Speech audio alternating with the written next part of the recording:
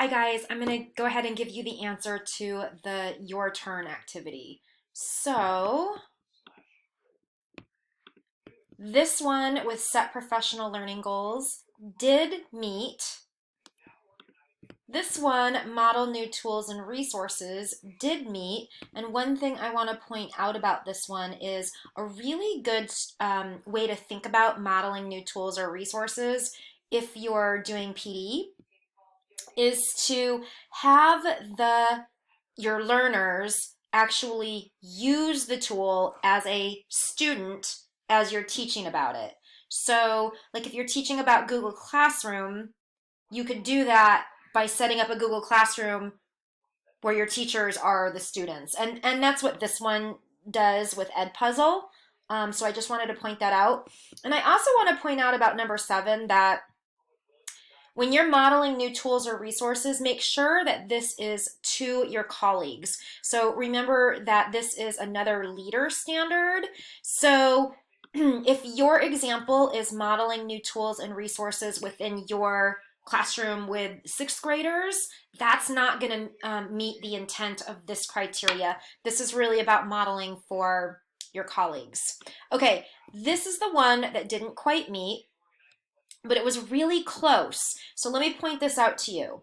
This one is facilitate students' virtual meeting with experts or students. So this one is really about breaking down the walls of the classroom and leveraging technology to allow your learners, whether your learners are 8th graders or teachers, allowing your learners to learn with people that they could not learn with otherwise. Experts across the country, another group of students in Japan, whatever that may be.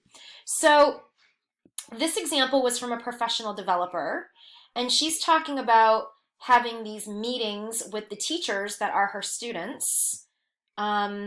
Who are participating in a one-to-one device pilot. So she's the professional developer, her students are teachers. And she says and they do meet through Microsoft Teams. So she says, I identify a topic of relevance and we talk about that.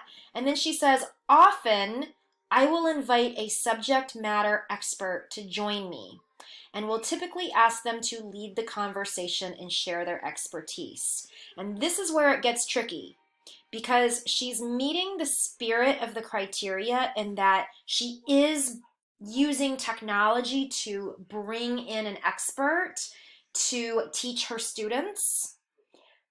But the part that's off here is because she doesn't give a specific example. She says, often I'll invite a subject matter to join me, but what the evaluator is really going to be looking for is an example. So it would have been more clear to say, I brought in Joe Schmo, who is an expert on design thinking, to talk with my teachers about their design thinking lesson plans or whatever. So you really want to provide a specific example, not just sort of a general, I do this. Okay, so this was the one. All right, hope this was helpful. Bye.